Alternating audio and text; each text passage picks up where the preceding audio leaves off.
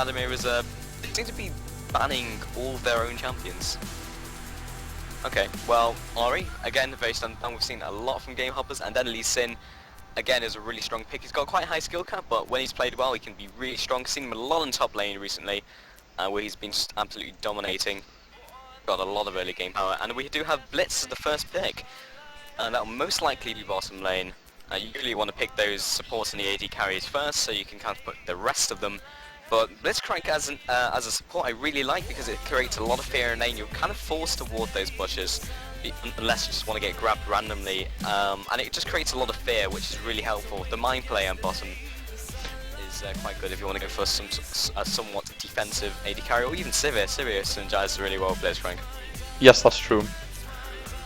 Although I do still like this Vayne Blitzcrank combi. Blitzcrank pulls him into the brush, Vayne nails him against the wall, and that's nearly an insta-kill when they reach level 6. Yeah, that's a massive lockdown as well, with Power Fist as well. Yep.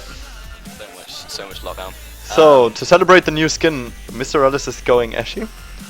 Yeah, that's really nice to see. I really like the graphics update, it's really, really nice, as well as the terrain update. That's really absolutely amazing. I'm surprised they didn't make as much of a big deal out of it than it actually is, because it's pretty huge. Well, they just wanted to keep secret that the shopkeeper disappeared, because everybody likes the pink shopkeeper, and now you've got some really weird guy standing there, and I don't trust him with my money, so I don't buy stuff. No, I really don't. I've not been buying items either. I have gone like 0 and 20, but I just don't trust a guy. This just looks weird.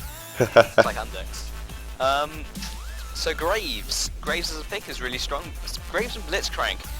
They're both very solid picks, but I don't think they necessarily synergize all that well with each other. I mean, there's a lot of bursts he can pull. The minute hits 6, he's got the close range with the buckshot if he sits on top of Blitzcrank. I mean, that makes sense. And Nautilus as a pick makes a lot of sense, because he is one of the strongest support junglers at the moment. And support junglers are pretty much what almost everyone's playing. And basically, you are relying on your team for the extra, but Nautilus more than make that being a complete CC king, along with Maokai and along with Alistair. Yep. I'm looking at the summoner spells on gamehoppers side. Jungle Ashy, Cleanse Mana Udyr. And then another Clairvoyant's coming up. If they don't change it up, then, well, they're going some C tactics, but they can probably afford to at this. I mean, Hahari is like 1400 elo at the moment. I mean, yep. They can afford to. I've seen teams do this before with like jungle heimerdinger and things like that. Well, we had it just recently with Jungle Fiddle and no Roaming Fiddle, wasn't it? In the other match. Roaming Fiddle, yeah, it didn't work out too well. I'm not gonna lie.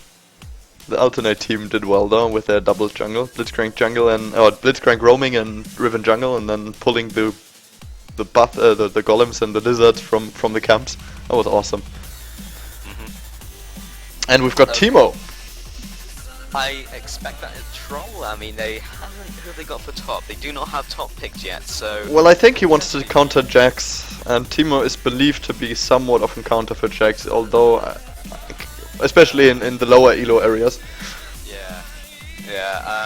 Problem with Teemo is as soon as Jax gets a bit of farm, and maybe a kill or two, he's just gonna rip Teemo's face off. Like he will just get annihilated.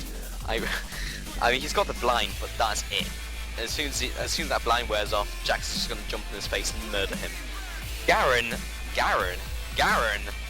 been locked in. That is interesting, because Garen is Garen. Spin to win. Spin to win, yes. That doesn't necessarily make up for how not great he is. He has a lot of early game power, but that's matched by a lot of top lane bruisers nowadays. And the problem with Garen is he just scales off too hard. At late game he becomes a mild annoyance. He's got no real CC, he's got a silence, that's kind of it. He's got minimal damage, and if he just lunges at an AD carry, they can just ignore him and go for someone else. I don't know how much I like that. I mean, they have a very early mid-game orientated team so far, and we do have Orianna coming out. Orianna is actually coming back into the meta. He's really strong at the moment, and I would like to see him more, so we are going to see this game. Just going to swap this up, and actually Orianna going on Duelicious. Oh no, wait, just swapping around before we didn't have the champion. But yeah, back to Hahari's team. They're very aim orientated. I mean, they have the Morgana, they have Nautilus, a lot of CC there. The again with Graves, he's more of a early game AD carry rather than a late game. He has got the ease damage diary from his quick draw, but that's about it. Blitzcrank, he scales into late game really well, but he's really nice mid game when you want that sort of burst damage from your AD carries.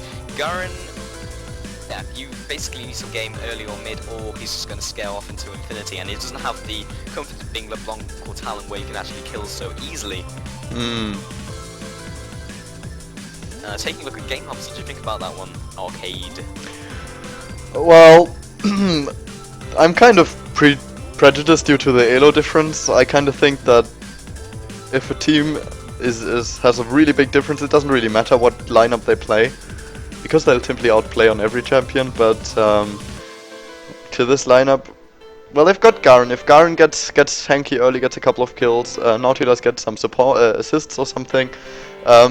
In total, they've got a quite solid standing team there, compared to the kind of damage coming up. They mainly have Gamehoppers mainly has 8 bursters in the beginning, no continuous damage. For example, Ashe is a great kiter in the late game, but in early mid she's kind of still having problems if she doesn't get a perfect start. So I think if they really get an early game advantage, Hahari, then they might very well put up a very serious fight here. Yeah, it makes a lot of sense. I mean, both teams have a lot of, well, Gamehoppers has more late game scaling. Udyr is just a really nice jungler to have anyway as a jungler. I mean, he's got a lot of ganking ability, 3-6, and then it depends if he goes Tiger or Phoenix, but does a lot of damage either way. I mean, Tiger does a lot more damage in ganks, but Phoenix is really fast at carrying the jungle, just slightly faster. I mean, they're both fast. Then you have Jax, he's got a lot of power and definitely scaling into the late game. Ashe obviously got that utility steroid, not a damage steroid, but he's still extremely strong. Has actually decided to opt for the cleanse, which kind of makes sense. I mean, it doesn't really block Blitzcrank's grab or the knockup, but it will stop the Nautilus slow, not the knockup from Nautilus or the drag. I suppose Morgana, that's the only real hard CC I could see you cleansing out of, and generally you're not even in range for that, but so if you just flash ultimate and then pop her Zhonya's, if you goes for an early one of those, then that could be an issue, and kind of makes sense going that way. And they do not really have any displacement CC such as Gragas or Janna, so again that makes more sense. And they do have Soraka with Ashe, it's going to keep her alive during that laning phase. Going for more traditional some of the setups with there, we do have the exhaust and the flash on everyone. And then you of course have the Orianna mid, who's really strong mid and early game, obviously because of the massive harass can output.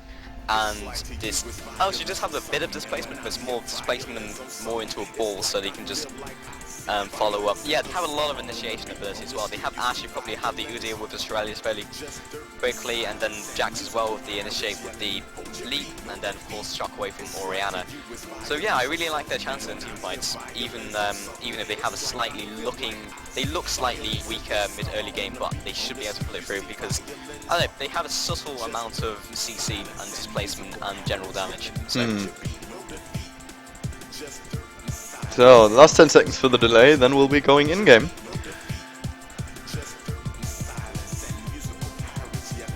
So what's your opinion on Darius? Have you seen anything about him yet? Well, we've just played a random game earlier, and we kind of had a really big fail Darius in our team. Okay. Hey Donkey. And, but I think his ulti is very strong. Yeah, and looking at it, I mean, it's a lot like Olaf. A lot of people say his actual DPS per second is actually less than if you just maxed out cooldown reduction with Olaf, but even so, it's just that massive burst damage from that finisher, and plus the fact that he can just reposition himself. His kit is just incredibly strong. It's just an incredibly strong kit. I think you're gonna have to wait for a couple of weeks to see if there are any typical counters to him before people can actually start raging. I mean, Udyr counters everyone, so try laning him against him and see what happens, but I think people are generally overreacting. So we've got 3 skins on Gamehopper's side, and we've got 2 skins on Hahari's side, although they do have the legendary Blitzcrank skin, which is kind of super awesome. Legendary skins count for 2, so okay. 4 for oh, yes. But I'm looking forward to watching Ashe's purple volley. That's going to be a thing. Look at that shopkeeper. Looks Yeah. like He, what are those things from Star Wars? he has an infinity edge in his bag, and he looks like a, oh god, it's Timo, old Timo. Old team, yeah. Ewok. He looks like an Ewok. There you go. Horrible, disgusting. Hey. Well, So anywho, just gonna put the chat on because that's kind of good. Some pretty weird things happening in chat, okay, so the ball has immediately gone out. It has actually seen the Morgana. She's seen the ball as well. From Ori, and we do have Game Hoppers just kind of being in a defensive position. They know they have a blitz, and they almost will try and invade, usually for the blue buff, because they do have a earlier start, usually the blue buff start. They might decide to go for red. I wouldn't be surprised they put down an aggressive ward, but even so, in the first team fight, I feel that Game Hoppers would be more coordinated, just as a team. They do have a lot of early game power though. I mean, for the level 1 they have a lot of CC, they have Gary with the spin to win, they've got the bookshot as well. But everything is being fairly defensive at the moment, just waiting for them to make the move. Actually, it looks like they might be going all the way round, and yeah, they know pretty much everyone's in that bush, because they had the Oriana ball come out, and they are in fact going to invade. Pink goes down. I think they might be aware of this, do not have but it is a balls. 4 on 5 right now. Oh no, it's gonna Right. be a 4 on 4 actually. With a grab. Okay, so the top laner has back, a volley comes out. Some And poking at the moment, they really can't, yeah, full back ping comes down. Yeah, they really couldn't do anything there. 4 versus 4, and without vision, because they had the brush advantage, they couldn't do anything. So Nautilus is going to start his Wolves. He doesn't have any help, so if anything, they put themselves behind. Udder has already finished his Wolves, and Nautilus is only halfway through them. Garen's going to come here and help, but Roto's really going to be far ahead of Nautilus. Is not something you want, because basically he can just counter jungle all day if he chooses to. And likewise, Nautilus kind of needs that good start to actually be able to do anything, because he starts ganking around level 4 anyway, so that early start's really not going to help him. He's only just starting his blue now, and Broto is already moving on to his Wraiths. if you look at Not a great the start. health difference, the Nautilus is going to be very low after the jungle, and he smites before he killed. I'm not a big That's... fan of that. No, you want to be sitting that just in case the jungler happens to be sitting in the bush or next to you and just smite steals. I mean, there's so many variables with smiting before the last hit. It's just better to do. I mean, it finishes like very slightly faster, but it's honestly not worth it. Plus the fact that Nautilus really doesn't have much sustain in the jungle. There's nothing inbuilt there. I mean, they do have the Titan Draft, but that's about it. That's not massive. And Ud does have his Turtle Stance, and he's already on his red, so you don't And a actually grab on bot. as well. Grab at bottom. Nothing happened though, because it's Soraka. Like Blitz is just gonna go and go ahead and do some damage, but that's almost all that he can do. Like against the Soraka lane, that's kind of a nice matchup for Game Hoppers right here, because basically Blitz grabs someone, Astral Blessing. You've got what 4 or 5 seconds of not really being able to do much to Ashe while they're wailing on you, and then you can just turn around, volley, counter initiate. That's kind of a really nice lane. But I'm also not a big fan of Blitzcrank doing his full combo on just to do some damage, because he is relatively mana dependent, and 1 or 2 grabs and he's already on kind of low Wow, mana. Nautilus. And Morgana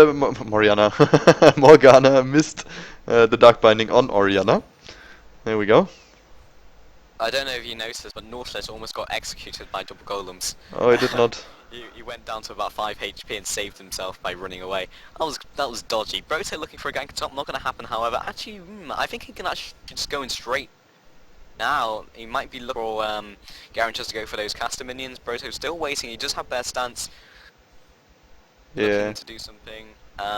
He's wasting a lot of time. I mean, generally you don't see Broto wait as long as he is doing. I mean, maybe waiting for Jolish to initiate. Now's a good opportunity, and there he goes, going straight onto Garen, spin to win, reducing that CC from the slows. Ignite goes down fairly early, but still chasing after. Flash goes down, double flash from Broto, and then the leaf strike to finish off from Jolicious. That will be first blood for Game Hoppers. And Nautilus finally doing his red, and again I caught him smiting too early. Really has to get We're that timing watching going. you. That's the problem with spectators. It's like, well, you feel that every one of your moves is going to be judged. That's happened to me before. It's like, I was just lucky to catch him twice now. so I don't know. Already, there's not too much happening, but Game Hoppers definitely have the advantage. They've gotten first blood. Basically, the kill lane that they have at bottom isn't really paying off for them, where they have a nice late game scaling bottom lane from gamehoppers, so unless they do something pretty quickly, that's going to just scale out of control. Broso looking for a gank in mid, about 60% HP. Morgana, his Morgana will have a point in Black Shield by now. Orianna kind of not in position to do some things, doesn't have very much mana, not have an ultimate yet, neither does Morgana. Nautilus I is... feel Broto's just wasting a lot of time rather, in these ganks, more than he does usually. This might get interesting on top. Nautilus might get caught there. He's waiting in the bush, and Broto's almost 100% going to go into Yeah. that bush as well. He's going to be pincered by Jax. Broto has seen him, and Jax will start reacting. He's actually going to start trading with Garen. Garen's going down to Broto. Did not react fast enough. Broto taking a lot of damage. Spin to win. Takes up the kill on Broto. Joe Licious getting pinned down by striking blow. Now running away past the health part, and he will not be able to do anything here. I kind of feel that was a misplay on Joe Licious' part, because he saw that Nautilus was there, but he carried on trading with Garen, and then Garen just sped out of the way with his Q speed, and then just positioned himself so he could assist Nautilus. So, I don't know. If you're taking a look at the gold, it's still already near to 1,000 gold difference. Yep, they are ahead on CS at the moment, and especially with that kill for First Blood. That's only about 100 gold though, now that they've gotten the kill to match up. The kill did go on Nautilus, not Garen. Generally, you don't want those kills on the support jungler because it doesn't make a lot of sense since they go for those gold per 5s anyway. But it's still good to have. Garen not in a great position. Dolus going into the bush with the dodge. There goes the leap strike into the stun, and Broto's going to mop up that kill, donating it to Dolus. That was an easy kill. Not really sure why he stayed behind. Bit of a trade going on at the bottom. Mr. Rales not really taking very much damage at all. This is exactly what I was just talking about. Basically, you start initiating on the Astral Blessing goes down. What you gonna do? You just can't output enough damage. Well, besides missing your grab and missing your volley. That also doesn't help. Or backshot as it's called with Graves. Yeah, I mean Blitz is not the sharpshooter with his grabs, I'm not gonna lie, but even so, even if he did, he's not gonna be in a bad position. And Graves really isn't splitting the aggro onto Ash or Soraka. I mean, this is the perfect situation for them. Good donation going for Raceland, but basically you want to be attacking both of them, because Soraka can only heal one person if you're going for the sustain. You should just have that burst heal for the Astral Blessing with the armor, which I've talked about several times now, but you should be kind of swapping it around, because Soraka cannot heal herself. She will have health parts, but that's about it. She does not have any health parts on her at the moment, so it makes sense to split the aggro, which is something they're not doing. Broto not able to get that gank at the bottom, do have that ward, and Blitz missing his grab, going straight through two people again. So we've traded both blues to the... Oh, Nautilus stole the blue from Morgana. Nice. That is some epic donation. That Nautilus. That Nautilus, I believe it was red buff or a combination of that and the 6 damage from the attack, but when you're donating you should take a step back away from blue so that doesn't happen. And Raceland actually going to get caught by Morgana, but Raceland is determined to have this big Wraith. And it's not it, and Nautilus putting Death Charge immediately onto Raceland, flashes over the wall to eliminate line of sight. Shockwave goes down for the counter initiate, actually pulls Nautilus towards her. And Black Shield has gone down to prevent any sort of dissonance from Orianna, but should be okay. Not sure if Flash for the big Wraith was worth it, but it's going to really irritate Nautilus. And now we've got Joe Licious coming up. Joe Licious actually going straight onto the Demonic, taking a lot of damage. Ultimate goes down, Ignite's gone down as well, does not even go to completion, and that was a quick, easy kill. Garen did not call SS. And Nautilus, meanwhile, is still doing his Wraiths. So I don't know if that was worth it. Well, it definitely was worth it, but just the fact that she took the big Wraith, then Nautilus took about 20 seconds to kill the other Wraiths. So, yeah. The problem is that Nautilus isn't a good jungler in the sense of him having constant damage to multiple people, or even... Top Garen taking a lot of damage from Brolicious. Stun goes down with the bear stance. Jolicious looking for the dive, taking a lot of damage from turret. Leap strike, not gonna happen, does not have the mana, forced to flash out. Broto should be able to mop the kill. Ignite goes down as well, and the tower will actually finish Broto off.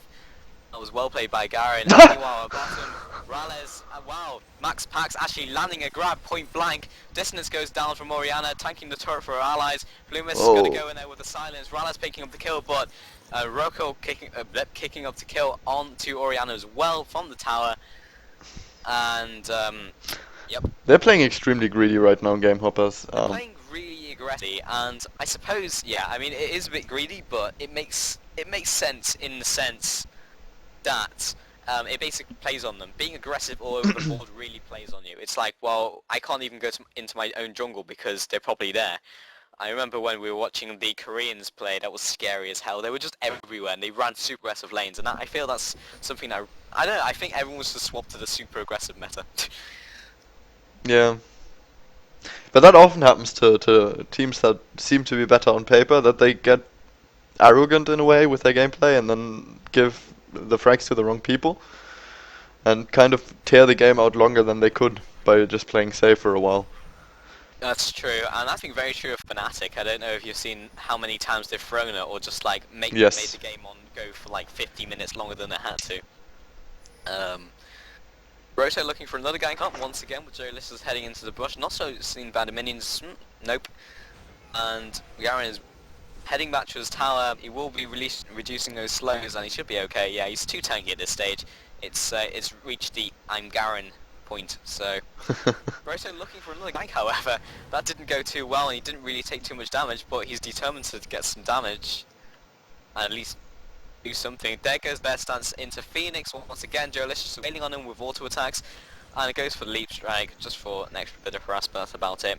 Nautilus again looking for a gank, which he definitely needs to be doing for the fact that he's a support jungler to pay off. No, he decides to go back instead. Oh no. Yeah. Oh no. Udyr on the other side, however, but I'm kind of confused by this. I mean, Morgana might be able to land the. Okay. Dredgeline lands on Zeracelin. In fact, there's the Dark Binding. Ultimate goes down, and ultimate into Dark Binding. That was complete lockup. That was amazing. It's just the fact that he could not escape at all. Meanwhile, the top Jolicious looking for the kill. Gets it with the Ignite. Does not even need to tank those 2 tower hits. But wow, that was an incredible amount of CC. Just locked down for an eternity. I was kind of surprised that even happened in the first place. Depth charge is way more burst than I was expecting, and probably more than Orianna expected as well. Well, that grab was extremely well done. I think a bit lucky in that sense because Morgana kind of looked like she didn't expect Orianna to be caught, but Yeah, they managed Morgana well. was completely out of position for that one. I don't think she even realised. It was like, oh, you're not going to land it, you're going back, aren't you? And it's like, holy shit, you landed your dredge line! And then immediately followed up, and it was just, Yeah, so I definitely agree with you. It was a bit of luck on that side, but they got the kill, so, you know, a kill was a kill. Another another going mid. Wow, and Demonic just landing all the Qs now. Well, that was kind of point blank. Yeah, yeah, and there's the initiation from Ash. Nice purple arrow, goes on to Max Blast, immediately slowed down. There goes the stun, he's gonna be picked up here. Actually pulls Mr. Raceland, or Rales in. There goes the Ignite, should be able to finish him off. Now, here comes the turnaround from Graves. Orianna also heading in, just in case they manage to bait this out. Udyr coming back in with the best stance, knock up from Max Pax. Ultimate goes down from Orianna, misses the shockwave, lands the dissonance. Brosen now running away from Nautilus, who's now joined the fight. Rayson getting pinned down by striking blow will be the counter initiate that they need. Graves out of mana, out of health, but Morgana also heading down. I don't think she's going to be able to do anything here. Does not have any mana, does not have her ultimate either. But that was a messy, messy fight. Yeah, that Blitzcrank grab is exactly what you're afraid of when facing Blitzcrank. Stuff like that. You can't dedicate to a battle completely because you really have to be careful about your positioning. It goes faster than you think that you're suddenly mid in tower range, surrounded by enemies who can stun you. Yeah, they have a lot of CC that they can land point blank. Yeah. I've only really seen Hahari land the CC at point blank, but even so, it kind of makes sense anyway, because you can be in a team fight and just completely, well, it doesn't really matter, does it? Because there's always going to be a target that you can hit, and it's kind of difficult to miss firing an arrow at a wall, as it were. Jack's completely dominating top now. Yes, but that was to be expected by picking Garen against Jax. And Garen is 1-4. Is not good. Morgana will be picking up this blue buff. Nautilus being very careful not to get it this time. But it might actually cause it to reset. Another auto attack. There we go. But yeah, being very, very cautious. So Nautilus is looking for a gank top.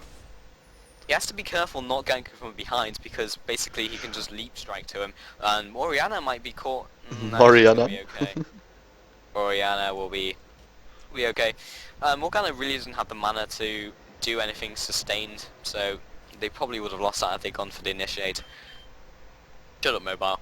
Um, I don't know. Take a look at the CS now at bottom. Ash is actually starting to win quite significantly, despite Graves' 2 kills. It's probably kind of evened up there. Just have the assists as well, and Joe Lish is doing a lot of damage to Garen right now. And likewise mid. All the lanes are just kind of dominating in the sense that they're just pushing them back, but that's kind of as far as it goes. Norsel is looking for a gank at top. Asho did miss. Joe is going into the tower, forced back off, Riptide goes down, running away from it for the extra slow. Line hits, striking blow into depth charge. Garen's going to chase after, he does have his ultimate. Ignite goes down, second Line lands, flash goes down, and there's the execute from Garen for the kill. Meanwhile, at bottom, they knew that Nautilus was top, and they are immediately going for that Drake. 4 versus 3 right now. Blitz might be able to pull someone out with that incredible burst from Graves. It's not tier 2 yet, and they are potentially out of position. Broto going to chase us down. There goes the flash, does not land the stun.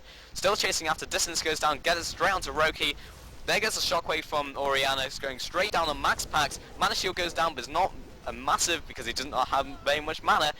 Ultimate goes down from Morgana a bit late in my opinion, being immediately bursted down. Dredgeline goes straight into Mr. Rala, not sure if that's a great idea. Bleak goes down, Hook goes down from Max Pax landing on Broto, Ignite goes down again, and Total Stance will keep him alive along with Soraka's healing, and looks like they want to go ballsy mode, and they're actually going to go in once again. Here goes a Nautilus by Seduce, Garen has now arrived, and Ash has died. Grayson heading back, does not have the mana, flashes out, does not have the execute, and how long was that fight, and how low was everybody? Crazy, crazy. You see how ballsy Broto is? He stood there with like 10% HP, relying on that heal from Soraka to come up any second now. Yeah. It brought them another kill, but then again, Rullis was caught, and losing Rullis is more damaging to the overall situation than it is to lose a jungle Nautilus who's behind anyway. Yeah, that was kind of interesting, and I was, again, I don't know, it was interesting with Nautilus to Dredgeline the bush. I mean, it made sense because he thought they might be there, but he did have vision on them as well. Actually gonna land Dredgeline at top into Riptide. No one really there to assist. I don't think he's gonna be able to kill him because there are a lot of minions there anyway. And his Riptide will be coming up about now to clear those minions. Yeah, he should be okay, the tower should be fine. But, yeah, that was a very messy fight. I feel that... Meanwhile mid, or just the flash? Just flashed.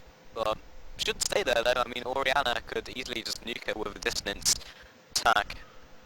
And then auto attack. There goes the auto into distance, yeah, taking a lot of damage, has to back off like right now. I feel that game hoppers are just, one, not playing their best and making a lot of interesting odd mistakes. It's just, they're doing all the right things, but Hahari are just getting lucky, like, quite a lot, basically. I don't know. When it gets to the stage where they're moving as a group and moving as a unit, they'll win. They have a massively increased chance of winning, like 70% increase to their functionality. But right now, in laning, it's just not going well for them. I don't know. The mechanical skill of the Hahari is just going through, I guess. Okay, jump bot. And yeah, Broto coming in with best stand, going straight onto Max Pax once again, really squishy at the stage. And it goes into the hook, drags around as max range, ultimate goes down, Jet Charge goes down as well, not enough to keep her alive, Raisin coming in as well, Riptide goes for the counter initiate, Broto coming in, Dredgeline land once again, will get out of there with the total stand for sustain, Morgana coming down a bit too late, will not be able to land anything, there goes Dock Binding, and that was 2 for 1 in favour of Game Hoppers, but basically every trade that goes down, actually they picked from Garen as well, that made it 2 for 1, but every engage that happens for Game Hoppers, it's just, they lose someone, or it's like 2 for 3, or it's like 3 for 4, it's something like that. Max Pax actually being super ballsy here, going for the initiate with its 2 versus 3, immediately gets kicked because he can't initiate it on himself, and Morgana comes back down again. That was interesting. That's a nice way to put it. I don't understand. Morgana had already headed back up to mid. She was about halfway there, and then he initiated. It was like, I don't understand. So it is going to be very interesting now. Jolicious has killed the first tower, or destroyed the first tower. He's been happily farming there for a while now. It's interesting, is he going to be start roaming, or is he going to keep pushing and farm the lane? What do you think? He'll most likely start roaming. I mean, he was trying to keep the tower alive as long as possible, maybe because it was so nice to farm up, but right now it's a bit too dangerous. You have Nautilus who's reached level 11, got the tier 2 charge. Again, you have the Twine who will probably start roaming as well fairly soon, so and they probably start roaming as well, so just try and counter that out. Bottom towers are pretty healthy, but again, Ash can just farm all she likes. I mean, there's nothing really great can do. You do have the fear of Blitzcrank, that kind of just getting it's kind of stating now the fact that Blitzcrank really isn't scary at all. He must be scary to Mr. Ellis. Yeah, I guess, but it's just the fact that Graves follow the damage, but it's just Blitzcrank is so squishy. It's just like, well, I don't know. Even if you just get initiated right now, I'm about max level here, that's a lot of bonus armor, 105 bonus armor.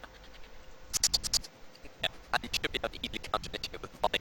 Especially heading back top, Garen does not have the tower to protect him now, and goes for the Hex blade slow, still chasing after him. Slow reduction with the spin, and you can pull back up, but you roll down to 25 HP. And that's kind of scary. So I guess you're right, you will actually carry on following top just to add insult to injury. I mean, there's nothing really Garen can do, he can't stand in lane at all. Well, I think the main reason is he's got a 4-1 advantage already. If he keeps farming, he's gonna be unstoppable. He gets caught maybe by Blitzcrank, he's gonna 3-hit Blitzcrank. So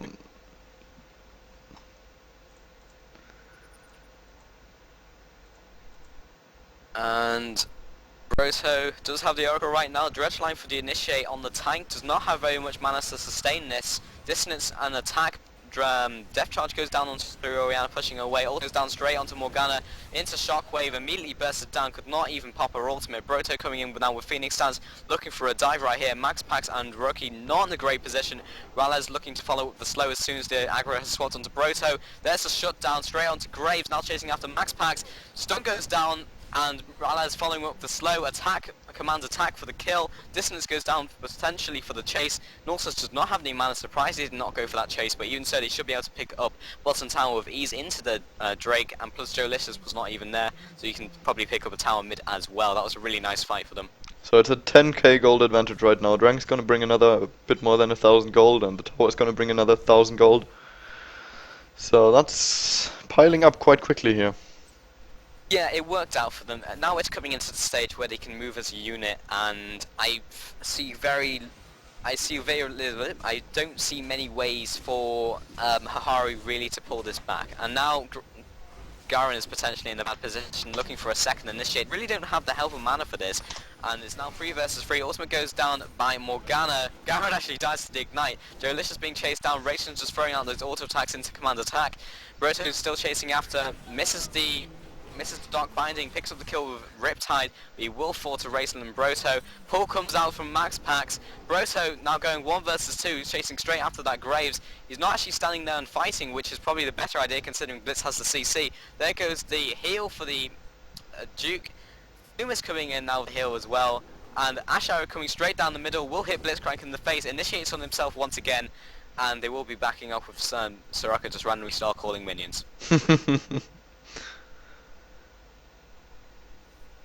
That could have been really scary. I mean, I think Broto could have actually started trading out with Graves once again with that initiate from Ash, because Graves had been caught in that AoE slow from the arrow, so he might actually be able to carry that on as well with the Astral Blessing armor buff.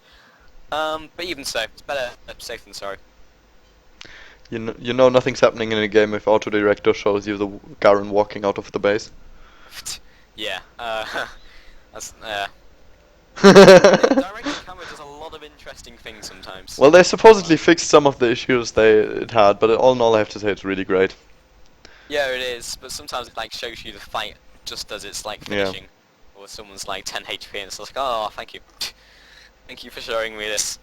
But yeah, it kind of leans towards a different type of casting style as well, because during like team fights, if there's a secondary fight going on as well, it's not swapping between them. Well, that's good though. Yeah, it kind of is and isn't if you're talking about one thing and then get interrupted by a director camera. Yeah. So they're keeping on putting pressure on mid, not letting them really roam around the map. Garen's forced to defend the tower on top. So Proto just standing there, planking the creeps. Okay, so Kaiki has actually started to initiate on Joe Licious. Asho goes down and initiates Racing gets pulled into the fight. They have once again initiated on themselves. Now Garen coming in for the fun. He's right in the middle of a couple people, but he's Garen. He's just scaled off at this stage. Unstoppable Broto now chasing after Crikey once again. Joe Licious coming in, actually just meanwhile diving the turret. I don't know who he killed, but he probably killed someone. He was following Graves.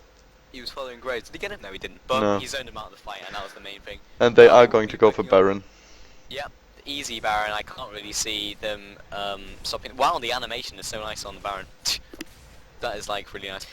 But Graves will not be able to steal this. I don't think. No. No. They will not be Nearly. able to steal this. That was really close. Got it. The collateral damage really reached across the map, despite it being on cooldown. But yeah, I think that's probably game. And unless gamehoppers makes a pretty serious mistake, Yeah. I can't see them losing this. And it had a very awkward early game. They were winning, but it wasn't as hard as you would expect. I mean, Hahari did have that early mid-game team we were talking about in lobby, so I suppose that made sense. And they were maybe just being too ballsy, expecting them to be worse than they were. I mean, they played exceptionally well this game, playing with Yes. that mechanical skill. But now it's coming into where they're operating as a team. Gamehoppers have just got the game and the mechanical skill in the bag. So 16,000 gold difference. They've got Baron buff, so if they use the Baron buff, they'll easily run them over, I think, in a team fight. I don't think there's any chance of Hahari actually standing the team fight. exactly, I can't see them doing too much. And if they force one of these fights, they can easily dive one of those tier 2 turrets as well, being at the stage that they are. So yeah, I wouldn't be surprised if we see some pretty aggressive play coming from right now.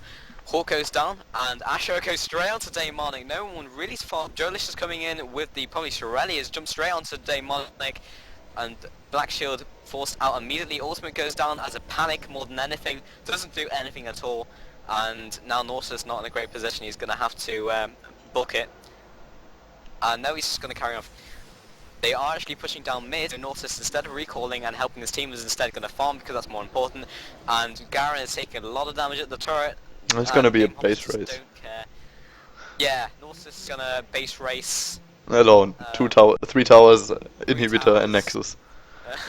5 towers. Yeah, yeah. Good luck with that. And now they're just chasing straight into the double towers. I mean, they don't really care. They have 2 fed bruisers. Crikey coming in once again. There goes the shockwave pulling back into the team. Deep Strike goes down so much slow in CC. It's just impossible for him to move. This probably will be the finish right now. Joe Lish is going straight onto double towers and Graves. There goes the healing from Soraka, keeping them alive. Look at Raistlin. And Rayson just take a turret. And Goodbye. Goodbye. Real Oriana bot. It's somewhat weird because I keep seeing the squishies of gamehoppers being pulled into situations where they die. It must be so frustrating. Yeah, it's kind of funny, but the amount of times Blitzcrank goes, oh, nearly pulled him into the tower. And another kill. Goes onto Joe Licious. Nice, but this will probably be game if they just decide to attack the Nexus. Actually, Mr. Raistlin is gonna attack the Nexus and win. GG, Hahari, Well played. Hara, whatever. But yeah, well played both teams. Hahari played exceptionally well.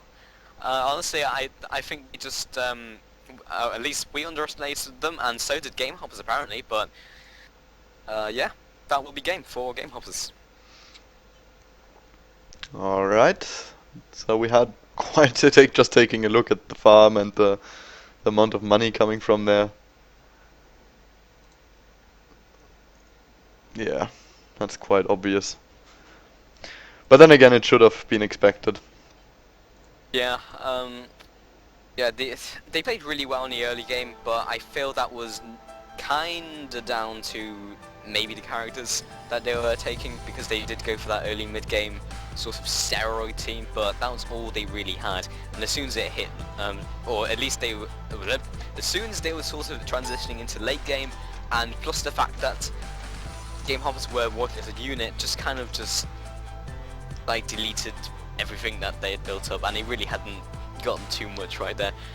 So yeah, kind of awkward to analyze, but yeah, Yeah, it's mechanical skill just came through. not much you can do here. No. So right now we will be waiting for the next match to come up. The opponent for the match will either be Gib mir dein Geld, a German team, or Mindbreaker. Is the entire tournament going to be today? I think so, yes, actually. Okay. The schedule is, last game is scheduled to start at 11 PM CET. Okay. So, no, actually, no, yes, the final is actually not outplayed because the top two are going to advance into the next round. Right, okay. When's the semi-final going to be played then? I assume we have like set times. The semi-final will be played at 11 PM. DET. Yeah. Okay. So, okay, when's this next round starting? The next round should be starting in about, wow, half an hour, more than half an hour. Okay, well, I'll probably go for a game then.